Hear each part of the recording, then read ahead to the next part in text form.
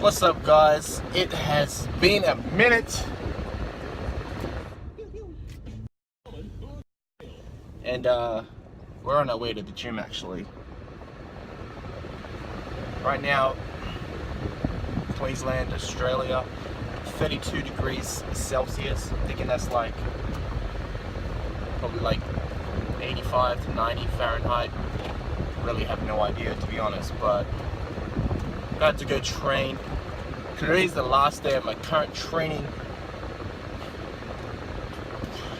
Today is the last day of my current training program's week. Does that even make sense? Today is the last day of the week, but it's a Saturday. Should have trained yesterday, should have finished it up yesterday, but decided to have an extra rest day this week because shit's been killing me. It's been really hurting. So my program right now is really focused around my weaknesses.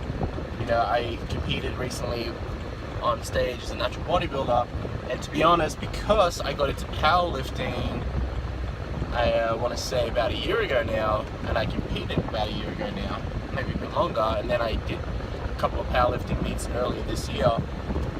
I really neglected bodybuilding training. I really neglected my hamstrings, my biceps. You know, just certain muscle groups started to atrophy because I was so focused on squat, bench, and deadlift, being as strong as I could be with those exercises. And because when it comes to powerlifting, you actually do compete in a weight class, I had to make a certain weight. So my focus was so much on getting my strength to a certain level for those 3 lifts and getting my weight down. I actually atrophied in certain muscle groups. So they came back, they do come back pretty quickly. But then I went straight into some bodybuilding prep, and that didn't really allow me to improve in the areas that I guess I lost muscle in. There was a period of time where I started my bodybuilding prep and I was doing some high volume training. Calories were just like a small deficit, nothing ridiculous. And I actually, regained that muscle. I got a good pump, and everything was all sweet. So now that bodybuilding is done with, because when I was on stage, I'm like literally backstage thinking to myself, man, if only I cared about bodybuilding for the past 2 years. If only I trained like a bodybuilder for the last 12 months, at least, rather than the last 15 weeks or 20 weeks or whatever it was. So you live and you learn, right? You definitely live and you learn. So now the focus is really on improving those smaller muscle groups and not being distracted by other things. So I love to lift some heavy ass weight. I always have, and that's why I got into powerlifting at the same time, because I really want to excel in that area. And it's a sport that's a little bit different to bodybuilding. It's a bit more exciting in a different way. But as much as I want to do that, I want to have I want to have a physique that looks better than last year. It looks better than 2 years ago. And every single year, like right now we're in December right now, and every single year, January 1st, I'm like, alright, I'm going to spend 12 months or maybe 10 months in a caloric surplus and just eat, grow, focus on training, focus on getting bigger and stronger.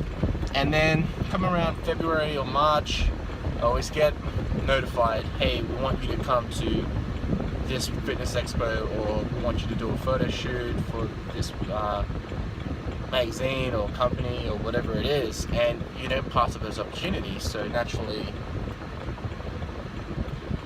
naturally you start to shift your focus or your goals, and the whole idea of being in a caloric surplus for an extended period of time never quite works out for me. So past year now, it's kind of like I had to maintain a certain weight for powerlifting, and I couldn't get over a certain weight, so I kind of hovered there. And then I got into bodybuilding, competed, did that, and now it's really like hypertrophy focus. So really focusing on my weak muscle groups. And weak in my opinion, like some people think that I'm kind of crazy to think that my arms are weak, but they really are, because I've always been someone who thought arms days are kind of like not necessary. I get a lot of tricep work and strength and growth just from doing presses. and I love doing press and shoulder presses, even, you know, bench press, all that good stuff. So with biceps, doing pull-ups, doing bent over rows, you know, I feel like my biceps have grown, but not to a point where they're spectacular, which is what I want. So especially working on imbalances, like my left arm is smaller than my right arm. Now my calves aren't the biggest. They used to be really, really big. Like my calves used to be so big. I used to train with a bodybuilder who wasn't even natural, and he used to always question me about whether or not I was natty or not. He would look at my calves and look for injection marks on my calves, which was hilarious at the time. I don't know if he was being serious or not, but you know, I had some great calves. And then what happened was, got back into playing soccer, indoor soccer, and stopped training legs, and they started to get smaller. Then I got into martial arts, same thing. Actually, I was doing soccer and martial arts at the same time, and leg training definitely took a back seat, calves in particular, and they just started to shrink. But the fact that they've been big before just tells me that I know I've got the potential to make them grow. Just got to put in the work and make it happen. So right now my focus when it comes to training is getting some big ass hamstrings. My quads are fine, like, you know, I love to squat, and I'll squat all day every day, and my quads will just blow up. But hamstrings really need to be focused on, and something that I've actually been told by some friends, and you know, people who probably want to, I don't know, I will just say friends. I've been told by some friends that, hey, your hamstrings aren't very good. So we're going to work on hamstrings. We're working on biceps, so getting that left bicep up equal to the right bicep. We're working on the calves, and my lats need some growth as well. So right now I'm about to go hit up some incline bench press, some bent over rows, some Romanian deadlifts, some concentration curls, and some calves. Now the reason why I'm doing the concentration curls is I find my shoulders take over a lot when I do a lot of bicep movements, especially my left side. Something tends to pull through my front delt. So to minimize that, we're going to go with concentration curls, get my shoulders out of the way. You know, 2 days ago I did biceps and I did incline dumbbell curls for the same reason, to try to keep my shoulders back, get a better stretch, and really focus on biceps. So that's what we're doing today. And you know, the last exercise will be calves. Gonna go ahead and do 4 sets of 8 for incline dumbbell press or incline bench press. We're gonna go ahead and do 4 sets of 10 for Romanian deadlifts, and then we're gonna do 4 sets of 12 for the reverse grip bent over rows. I go ahead and do reverse grip, so I use more biceps. Then again, thinking about those weaknesses. So gonna go ahead and do that, and then concentration curls will be 5 sets of 20. Calf raises are going to be 5 sets of 20. I'm going to probably do it in the standing position. I feel like standing variations are going to get me more hypertrophy and more thickness through my calves, a little bit more aesthetics. So that's what we're going to do. I'm going to take you guys with me. I'm going to film a few sets, and hopefully you learn something from this.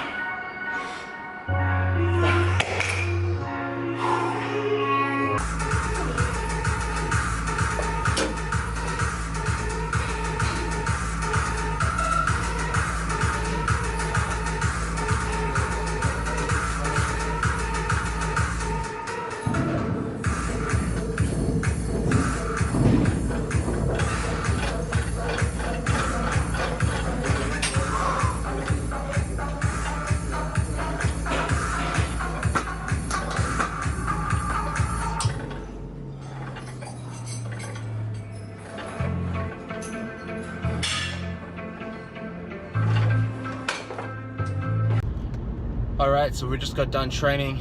Biceps are definitely swole. Can't even tell right now, but they're growing. They're definitely growing. Training went really well.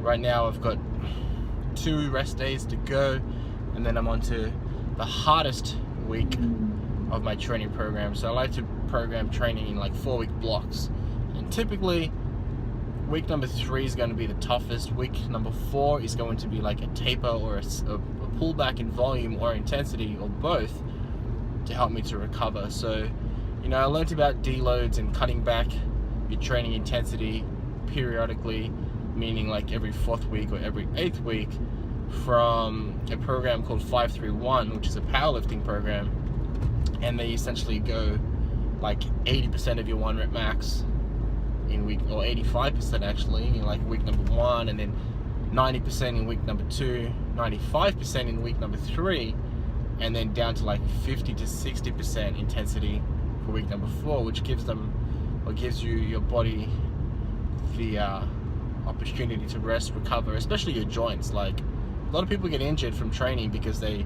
come in and they try to lift the same weight or more weight every single week long term, like, you know, over the year.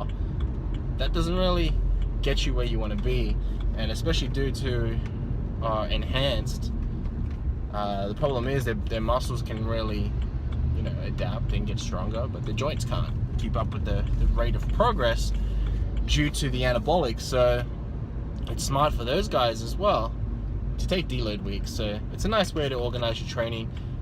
You know, it's not essential, but I would say it's a step in the right direction to really maximize your growth long term and not get stuck lifting the same weight every week. So next week is going to be a little bit heavier across some of the exercises, but for the most part it's the amount of reps and sets that are going to increase. So my bicep work, my calf work is going to go up to 6 sets of 12 to 20 reps, 3 days. So Monday, Wednesday, Friday is going to be, you know, 6 sets of bicep curls on a Monday, 6 sets of incline dumbbell curls on a Wednesday, and then 6 sets of concentration curls on the Friday. And calves are going to have 3 different variations as well. And then with my other work, it's going to be 6 sets as well. So like six sets of shoulder press, 6 sets of tricep press down, 6 sets of leg extensions. So everything's going to be super high volume, which is going to be fun. Now my major movements, my Romanian deadlifts, my incline bench press, and my reverse grip row, they're still going to be held at 4 sets across the board, but the reps are going to be higher. I'm going to do 12 reps, 15 reps, and 20 reps, something like that. So shit's going to be hectic. But anyways, it's time to rest, recover, get some food in, and make some gains.